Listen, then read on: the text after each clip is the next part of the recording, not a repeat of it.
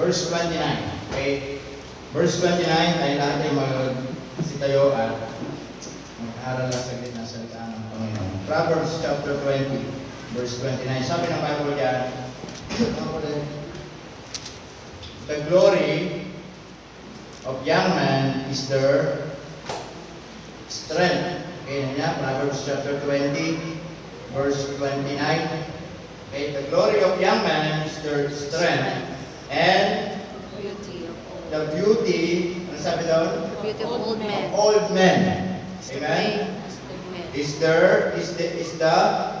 great head. Kahit pumunay mo na lang. Dakilan Diyos, salamat po na marami sa dito. Salamat po sa pagkabasa ng iyong salita. Ito yung pagpapala po sa amin sa pangalan ni Jesus. Amen. Yung natin yung seat. So sabi ng Bible diyan, yung daw kaluwalhatian ng young men o yung mga kabataan ay ang kanilang kalakasan.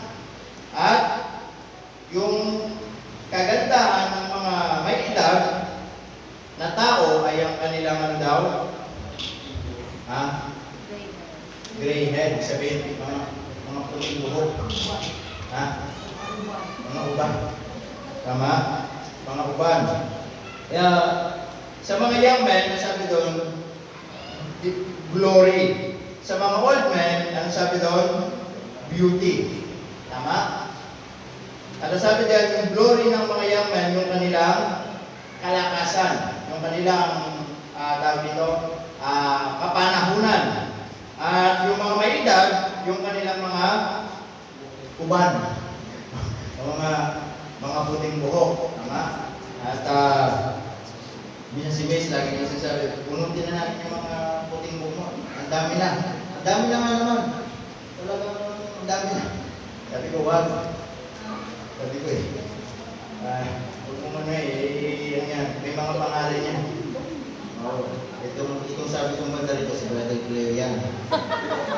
Dito, sabi ko si Brother Cleo. Kaya sabi ko, wag mo yung pangalan niya. Mga miyambur yan, yung mga puting buhok na yan. Kung gano'ng madami, yung mga miyambur yan dito. Diba? Pero, anong sinasabi ko dito mga kapatid? Doon muna tayo sa sabi diyan sa mga young men. Why it is glory? Okay, bakit ito sinabing glory? Sinabi itong glory mga kapatid, it is because sa inyo pong kapanahunan, marami pa kayong pwedeng gawin. Tama? Iba po kasi yung strength ng old men at strength ng young men. Magkaiba. Okay? Tulad ko na lang, sabi ko nga, nung panahon ko nga, sikat nung papanahon ko sikat, talagang kahit isang araw ko mag-basketball, walang uwian, hindi ko ramdam yung pagod, kahit walang kain. Talagang, iba yung lang kasi. Pero nung habang tumatagal, talagang ibang-iba na, makapaglaro ka man, ibang-iba na. Diba? Tulad nung pag naglaro kami dahil doon sa may tadlak, dahil mga kabataan kalaban namin, hindi na kami makalapod. Bato. Kasi yung makikita mo palang po doon mga kapatid, yung strength ng young man at ng old man is napakalaking pagkakaiba. Tama? So sa young man, ay you have a lot of time, marami kayong panahon para gawin yung pwede ninyong magawa. Tama mga kapatid? Kaya nga bilang young man, sabi dito, yung inyong ipagmamalaki, yung inyong kalakasan, ibig sabihin, marami kayong pwedeng gawin para sa inyong buhay. Tama mga kapatid? Kaya nga, bilang isang Kristiyanong young man, o bilang isang Kristiyanong kabataan, kung ano yung pwede mong gawin para sa buhay mo ngayon, na nalulugod ang Panginoon at makapupuri sa Panginoon, ay huwag natin sasayangin. Sabi nga, minsan lang kayo maging bata. Minsan lang kayo maging kabataan. Tama po mga kapatid? Amen. So marami kayong panahon, marami kayong pagkakataon. Amen? So kung kailangan nyo mag-aral ng mabuti, mag-aral kayo mabuti. Tama po ba? Kung para yung mga gusto ninyong mangyari sa buhay ninyo, mga pangarap ninyo o anuman, magawa ninyo habang malakas pa kayo. Amen. Tama? Kasi pag dumating na kayo doon sa puntong matanda na, kahit gustuin natin yung isang bagay, mahirap na para sa atin. Right. Tama? kahit gustuin mo yung isang bagay, hirap ka na. Bakit? Hindi natin kasi pwedeng maitanggi na ito talaga yung kalakasan, ito talaga yung kapanahunan ng bilang isang young man. Amen mga kapatid? Bilang isang kabataan, lalo na sa paglilingkod sa Panginoon, habang malakas kayo, maglingkod kayo sa Panginoon. Amen mga kapatid? Habang malakas kayo, magtapat kayo sa Panginoon. Gamitin ninyo yung strength na yan na ibinigay ng Diyos. Tama? Na kung saan ay magpagamit kayo sa Panginoon. Amen po mga kapatid? Sabi nga ng inawit ng mga dito, yung mga blessed ladies nung Sunday, di ba? Tama ba? Blessed ladies. Anong awit nila? Kailan pa ibibigay ang buhay mo't lakas? Tama? Sabi doon ay, ano kasunod? Kailan pa ibibigay ang buhay mo't lakas? Sa Kanya na nagbigay sa iyo ng buhay mo't lakas. Anong sunod? Ha? Ang pangalan ng banal, kailan mo itatanya? Ang pangalan ng banal, kailan mo itatanya? Sabi doon ito, hindi ngayon. Kailan pa? Kailan pa? Amen mga kapatid? So tanda natin, God gave you the strength not to use for the world, hindi para ipagamit sa sanlibutan. Amen? God gave you a talent. Amen mga kapatid? Hindi para ipagamit sa kamunduhan. Binigyan ka ng lakas para maunawaan mo na ipagamit mo sa nagbigay ng lakas sa iyo. Amen. Amen mga kapatid? Kaya po kung paano natin ginagamit yung lakas natin sa mga ibang bagay, sana ganoon din natin ipagamit sa Panginoon. Amen mga kapatid? Tama po ba? Bawa sa eskwela. Kung paano kayo kasipag sa eskwela, ganoon din kayo maging kasipag sa gawain ng Panginoon. Tama? Kung gaano kayo kasipag mag-aral sa school. Amen mga kapatid? Tama? Para kayo nagsisipag. Bakit? Katulad po ng mga nabanggit, di ba? May mga nakakatuwa, may mga honor. Alam, matatalino naman talaga mga kabataan natin dito, mga kapatid. Amen. Mga tamad lang talaga. Yes. Hindi may pagkakailan, napakatalino ng mga kabataan natin. Mag-exam lang, hindi ganun, pasado na kagad. Tama? Kami yung best pa ulit-ulit bago makapasa. Tama? Pero, yan ang kapanahonan ninyo eh. Amen po mga kapatid? So, binigyan tayo ng lakas para ipagamit natin sa Panginoon. Amen? Kaya nga, bilang estudyante, di ba nakakatawa, meron tayong mga award na nakukuha dito sa lupa. At natuwa natin yun. At tawag dito, yun ay deserve ninyo kung nag-aral kayo ng mabuti. Hindi naman pwede, kung hindi ka nag-aral ng mabuti, may award ka. Okay, ibang usapan na yun. Tama ba? Kapatid? Ha? Yun lang, baka malakas ang nanay sa teacher. Kasi laging absent, tapos kasama mo sa honor. O, diba? Masang pa po. Pero, mga kapatid, listen to me. Gamitin natin yung lakas na yan, mga kapatid, hindi lang para sa mga award dito sa lupa. There is more above that. You know what's that? Yung reward mo sa langit. Amen. Amen? Dito sa lupa, marami nga tayong award. Sa langit, wala naman tayong reward. Sa lupa, yung mga award, pansamantala lang yung mga yan. Amen? Matatanggap natin yan, deserve natin yan, nag-aaral tayo mabuti. Pero, mga kapatid, bilang isang mananampalataya, gamitin natin yung lakas natin para hindi lang dito sa lupa magkaroon tayo ng award, para pagbalik natin sa langit, meron pa tayong reward. Amen mga kapatid? At yung reward na yun, hindi nawawala yun. Tama? At doon sa langit, bawal ang sipsip doon para magkaroon ng reward. Tama? Hindi natin pwedeng lokohin ng Panginoon. Tama? Hindi natin pwedeng puro absent dito sa church. Pagdating mo sa langit, mayroon mo pang reward. Hindi po ganon. Pero ano pinupunto rito? Sabi dito, the glory of young man is their strength. So, yung glory ninyo, yung kalakasan ninyo. Ngayon, binigyan kayo ng kalakasan, huwag ninyong sasayangin. Amen. Amen? Huwag ninyong sasayangin yung kalakasan na ibinigay ng Panginoon. Tama? Binigyan kayo ng kalakasan ng Diyos para paglingkuran siya. Because one day, ano sabi ko sa binasa natin? Hindi kayo mananatiling young men. Kaya nga sabi doon, one day, nandun na kayo sa posisyon na kayo ay magiging old men. Tama? Kaya nga inuna yung young man bago old man. Hindi na pwedeng nauna yung old tapos magiging bata. Wala akong pabata dito mga kapatid. Matanda na talaga tayo dito.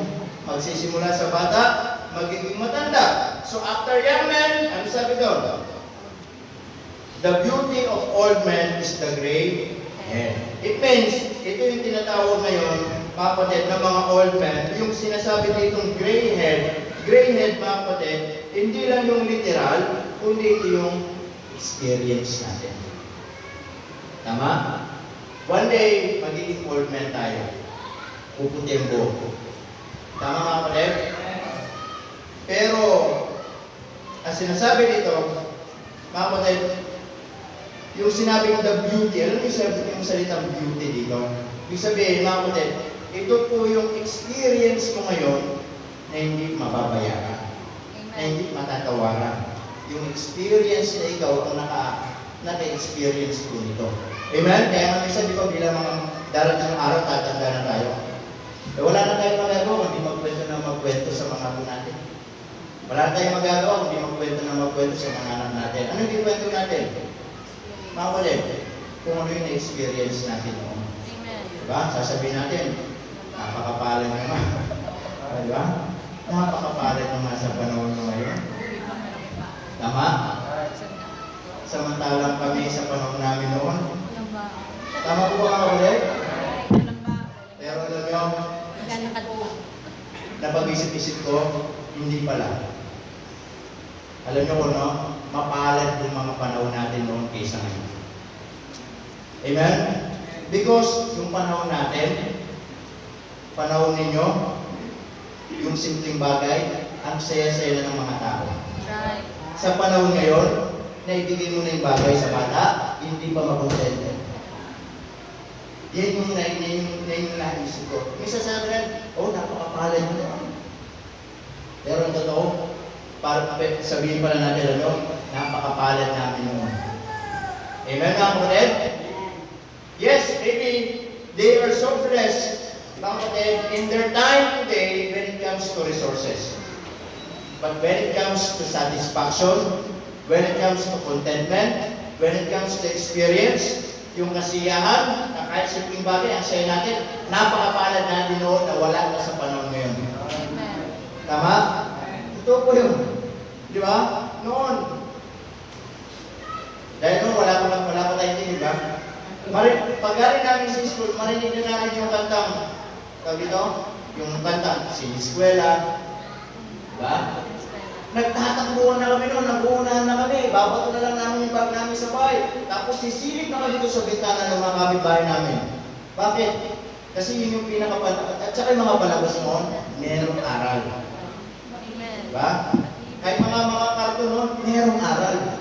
Diba? Yung mga panahon na siniskwela, batang batikot, batang batikot. Hindi nyo na alam yun eh, puro kasi kayo batikot eh. Hiraya Manawari. Yun. Yung, Hiraya Manawari. lalo na yun, pag narinig na yun. Hiraya Manawari.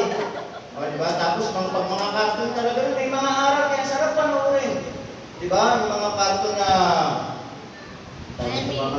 yung Princess Sarah, yung mga naalala ko. Seti. Mayroong mga aral. Tama? Yung mga palabas na tuturuan ka paano gumalang, paano mag-aral ng mabuti, paano sumagot ng kuwat-opo. Talaga mayroong moral value na matututunan. Tama mga kapatid? Eh ngayon, iba na palabas na yun. Kasalanan lahat ang nasa television. Tama? Mga talagang pag hindi mo babantay ng anak mo, talagang hindi dapat panoorin. Mga title pa lang, talagang hindi na dapat panoorin. Asawa ng asawa ko. Pinaganda pa eh. Hindi na lang sinabi, kabit. Pangbihira eh. Ika-anim na utos. Ay, mga title pa lang. Yan ang mga palabas ngayon, mga kapatid. Amen? Pero, ang sinasabi dito, kaya sinabi yung beauty of old men, yung experience natin. Amen. Tama? Isipin mo, kung ngayon matanda ka naman, babalikan mo yung childhood mo. Naniniwala ko, sabi nga nila, pwedeng balik yung panahon. Tama? Lalo na, ikay naging mana ng palataya, tumanda ka ng bilinggo sa Panginoon, lalong pagmamalaki, lalong masasabi na hindi sayang yung naging buhay mo na tumanda ka sa Panginoon. Tama po ba mga kapatid? Yun na lang ang gagawin natin. Yun na lang ang gagawin ng mga old men. Ano po yun? Lagi sa mga young men. Tama? Yung panahon namin, ganitong panahon namin. Tama? Panahon namin, ganitong ginagawa namin. Amen mga kapatid? Bakit? Kasi yun talaga yung reality. Amen? So, anong punto dito? Young men, habang binigyan ka ng panahon ng Diyos ng kalakasan, gamitin mo sa tama. Amen. Gamitin mo sa paglilingkod sa Panginoon. Gamitin mo na maayos. Huwag mong sasayangin. Amen mga kapatid? Kapag dumating ka na bilang isang old man, puti na yung buhok mo. Now, yung mga experience mo na yun, baka baunin mo lahat yun hanggang pagtanda mo. Tama? At yung mga experience mo na yun, hindi yun mawawala sa'yo. Hindi yung kaya bilhin ng pera. Tama? Yun na lang isa aalalahanin mo. And then, yun yung ikikwento mo sa mga magiging bata ulit. Yan naman talaga mga kapatid. Amen po ba? Tama? Kasi, sabi ng Bible dito, the glory of young men is their strength. So, habang meron kayong strength, yan yung glory ninyo. Amen? Pero hindi ibig sabihin, yan yung glory ninyo, gamitin nyo sa mundo, sa kasalanan, o sa anuman. Gamitin nyo para sa Panginoon. Para pag tumanda kayo, sasabihin niyo, ako'y naging bata, tumanda ako, wala akong pinagsisisihan na naging Kristiyano ako. Amen. Amen mga kapatid? Yun naman po talaga yung reality ng buhay. Amen? Magiging bata, tapos magiging matanda. Tama? Kaya nga sabi ko po, mga kapatid, huwag nating pangarapin yung mahabang buhay. Amen? Pangarapin natin yung ang buhay natin magkaroon ng kabuluhan. Anong sense ng tumanda ka ng 80, tumanda ka ng 70, tumanda ka ng 90? Tama mga kapatid? Na hindi naman nakapaglingkod sa Panginoon at hindi naging makabulan ng buhay. Walang ikikwento yun. Tama mga kapatid? Walang ikikwento yun. Anong ikikwento niya? Ay, nung namin, nagnanakaw kami ng ganito. Ay, nung panahon namin, nangungupit kami ng ganyan. O, di ba? Ay, panahon namin, ganyan. Lahat, kalokohan ng ikikwento. Bakit? Eh, hindi ko siya.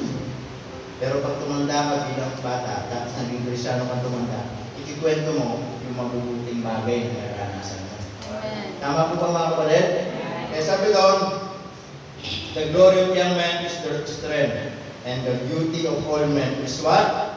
Is the gray head. Kaya nga yung mga matatanda, mga kapatid, yung mga may edad, sabi ng Bible, mataas ang irespeto natin sa mga tao niya.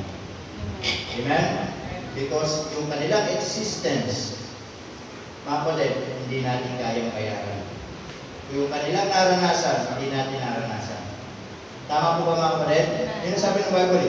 Yung kanilang existence dito sa mundo, bilang matanda, na lalo na naglilingkod pa sa Panginoon, ang laki ng respeto natin sa mga yan. Amen? Kaya po, totoo po yung sabi ng Bible mga kapatid, yung mga may edad, lalo na mga mananampalataya, mahalin natin yung mga yan. Amen. Amen? Tama po ba? Mahalin natin yung mga yan. At bakit po? Dahil sila yung nauna sa atin. Tama? At yung kung ano experience nila, baka hindi natin kaya tumbasan. Tama, kumbaga tayo, pasibol pa lang. Amen? Sila tayo nandito, sila na nandito na. Amen mga kapatid? Pero, ang hamon po sa atin ngayon pong gabi, mga kapatid, young man, your glory is your strength. Huwag mong sasayangin. Minsan ka lang maging bata. Minsan ka lang maging malakas. Yung lakas mo, mawawala yan malang araw. Amen? Kaya nga, gamitin mo yan ng maayos, ng tama, ng nagpapagamay sa Panginoon. Amen? And then, sabi dito, darating araw, magiging old man tayo, then yung duty natin, yung ating experience. Amen mga kapatid? Amen. Yung ating experience. Kaya nga, napakaganda kung tayo, tawag nito, lalo na kung tayo nga sabi ko, tumatanda na naglilingkod at Kristyano, merong relasyon sa Panginoon. Amen? Bakit? Para yung ituturo natin sa mga bata ay tama. Amen mga kapatid? Tama po ba? Yun ang tuturo natin. Diba? Mga po natin. O, masip pa kayo. O, diba? Bakit? Eh, yun yung alam natin tama. Amen mga kapatid? Pero pag hindi Kristyano, ibang tinuturo. Amen mga kapatid? Pag hindi Kristyano, iba yung tuturo sa mga anak, iba yung tuturo sa mga apo. Bakit? Eh, walang ituturo mabuti. Walang ituturo patungkol sa Diyos. Bakit? Eh, wala naman sa Diyos. Amen mga kapatid? Hindi naman pwedeng sabihin, o magsimba kayo, eh, siya naman, hindi nagsisimba. O, anong ituturo dyan? O, magsabong ka ha. Diba? O, magbiso ka ha. Amen mga kapatid? Now, yan po yung reality. Then, bakit po? Sabi dito, yung old man, saan na ba yun? Sa verse 29, yung old man, yung kanilang gray head, yun yung kanilang experience. Amen? Then, pagdating ng panahon, itong mga old men, mga kapatid, ano mangyayari? Mamamatay. Tama po ba? Mamamatay. Hindi naman tayo pwede hindi mamatay. Mamamatay yung mga old men. Amen? So, yung mga young men, sila ngayon yung magiging old men. Naintindihan po ninyo mga kapatid? Kaya po napaganda, sa simula, mga kapatid, magturuan natin ang mga bata ng salita ng Panginoon. Amen. Para pag sila'y nag-aasawa, naging old men, amen? Ang ituturo nila, yung natutunan nila dito sa church. Amen po ba? Amen. Kasi pag nawala na yung mga yan, kasi ito na magtuturo sa mga yan. Tama? Kaya nga sa church natin, yung lagi yung pinaka-concern natin. Amen po ba? Mataniman natin ang mataniman ang salita ng Diyos sa mga bata dito sa church. Tama? Kasi pag di natin tinaniman yung mga yan, na wala tayo dito, sino magtuturo sa kanila? Amen? Anong ipapamumay nila? Sayang. Naintindihan niyo po ba mga kapatid? Kaya lagi natin silang tinuturo, pinapakain ng salita ng Panginoon para pag naging old man tayo, mga kapatid, meron sila salita ng Diyos na ituturo ulit nila sa mga bata. Tama? At magiging tuloy-tuloy yung salita ng Panginoon. Pero pag walang nagturo, matatapos ka po doon. Naintindihan natin mga kapatid? Kaya po, sabi dyan, young man, huwag nating sasayangin yung lakas natin.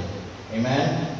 Then, old man, yung beauty natin, yung gray head. Amen? Yun yung mga experience natin. Especially, kung gano'n natin naranasan ang kabutihan ng Panginoon sa buhay po natin. Amen mga kapatid? Hindi ba masarap mamatay? Nasasabihin natin, wala akong pinagsisisihan. Tama?